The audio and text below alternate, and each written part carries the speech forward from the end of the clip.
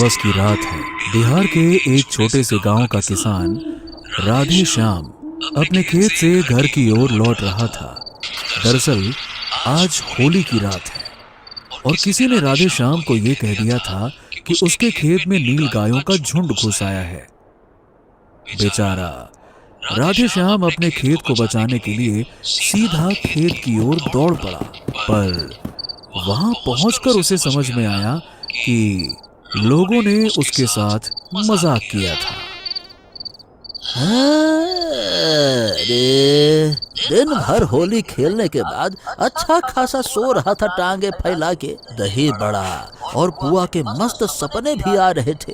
ये जाने कौन हल्ला कर दिया कि हमारे खेत में जानवर घुस आए हैं। हम भागे भागे यहाँ आए तो देखो, ससुरा एक कुकुर तक नजर नहीं आ रहा। ससुरा पता नहीं काहे हम इन गांव वालन की बातन में आ गए।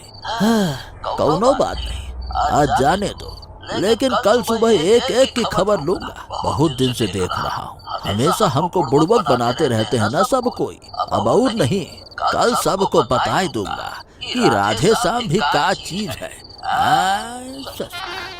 राधे श्याम खुद से बातें करता हुआ चला जा रहा था। थोड़ा आगे जाने पर बरगद का एक पेड़ आया। बरगद का ये पेड़ लगभग 100 साल पुराना था। इस पेड़ की शाखाएं काफी दूर तक फैली थीं। राधे श्याम के बरगद के इस पेड़ के पास आते ही अब तक शांत बह रही हवा अचानक से तेज हो गई। बरगद के टूटे सूखे पत्तों के सरसराहट की आवाज ने राधे श्याम का ध्यान खींचा। अरे ये ससुरा अचानक से हवा कैसे तेज चलने लगी? अभी रात में कहीं आंधी तूफान न आ जाए। जल्दी जल्दी चलता हूँ। इधर राधे श्याम ने आंधी का नाम लिया और उधर आंधी आ ही गई। राधे श्याम घबरा गया। अरे बाप रे बाप, अभी कौन सी नई मुसीबत आ गई। चलो चलो अपने बरगद बाबा की शरण में जाते हैं, अब उन्हीं का सहारा है। बाप रे बाप। अरे रे रे रे रे रे रे। राधे श्याम भाग के तुरंत बरगद के पेड़ के नीचे आ गया। उसे लगा कि इस वक्त बरगद का पेड़ ही उसके लिए सुरक्षित रहेगा।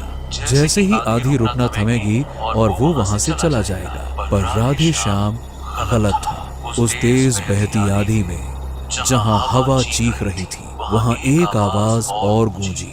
वो आवाज किसी औरत की थी। उस आवाज में एक अजीब सा दर्द था। वो औरत कराहते हुए राधे श्याम का नाम ले रही थी। राधे श्याम। राधे श्याम चौंक गया। ये ससुरा, ये आधी रात में, इतनी रात गए कौन औरत मेरा नाम ले रही है? मेरा कान तो नहीं बज रहा कहीं। ये कौन औरत आ गई रे? वो आवाज धीरे धीरे इतनी तेज हो गई जैसे कोई राधे श्याम के कानों के पास बोल रहा हो। राधे श्याम अब सचमुच घबरा गया। अरे ये क्या तमाशा है भाई? कौन है? कौन है रे?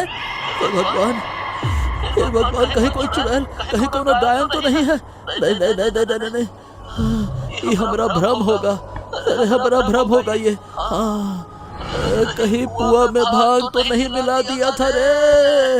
ये हमको क्या हो रहा है? तभी उस औरत की चीख निकली और वो चिल्ला उठी। क्या कहा तूने? मुझे क्या कहकर बुलाया? डायन? तेरी हिम्मत कैसे हुई मुझे डायन कहने की? राधे श्याम को अब यकीन हो गया कि कोई भटकती आत्मा उससे बात कर रही है। डर के मारे उस आंधी में भी उसके पसीने छूटने लगे। अरे नहीं नहीं नहीं नहीं नहीं नहीं, अरे नहीं नहीं नहीं नहीं, हम तो बस यूं ही कह रहे थे। हम काहे कहेंगे डायन किसी को? देखिए, अब कोई दिख ही नहीं रहा है तो कोई भी इंसान साधारण तौर पे क्या कहेगा? बताइए, आप ही बताइए भला। यही कहेगा ना कि कोनो भूत, कोनो चुड़ैल, कोनो डायन। देखिए, पर हमने आपको देख कर तो नहीं कहा ना। तुम लोगों ने ठीक नहीं किया मेरे साथ। मैं सारे गांव से बदला लूंगी और उसकी शुरुआत तुमसे होगी। अरे अरे हम कहाँ किए हैं समझ ही नहीं आ रहा है। हम तो चुपचाप अपने खेत गए थे जानवर भगाने, खेत में कोई जानवर नहीं दिखा। अब अपने घर ही जा रहे हैं तो आप मिल तो गई हैं, लेकिन यहाँ भी कोई दिख नहीं रहा है। ये सब क्या हो रहा है हमारे साथ? अरे अरे अरे अरे अरे अरे अरे अरे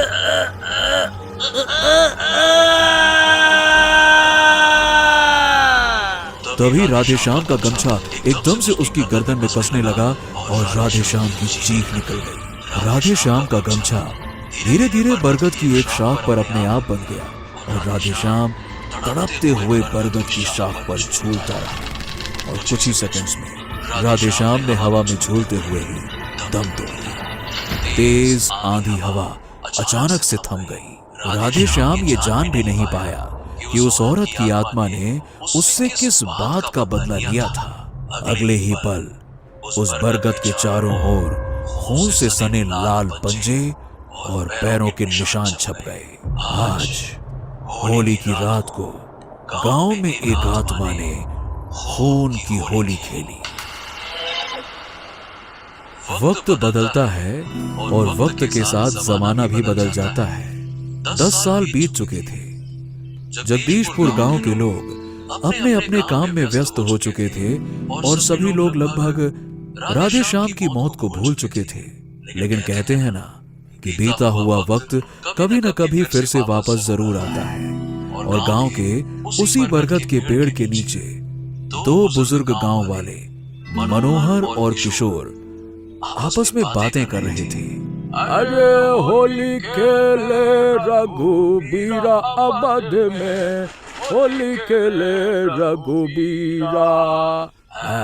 काय मनोहर, अगले हफ्ते होली है, लेकिन देखो गांव में कोनो हलचल ही नहीं है।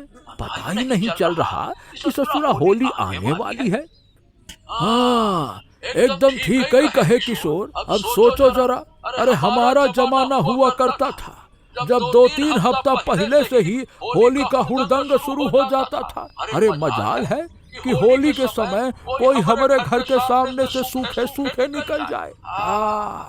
अरे क्या मजा आता था उस टाइम। अब तो होली के दिन भी पता नहीं चलता कि ठीक से होली है कि क्या है। और नहीं तो क्या। और याद है हम लोग के जो मास्टर साहब थे ना, अरे क्या नाम रहा उनका?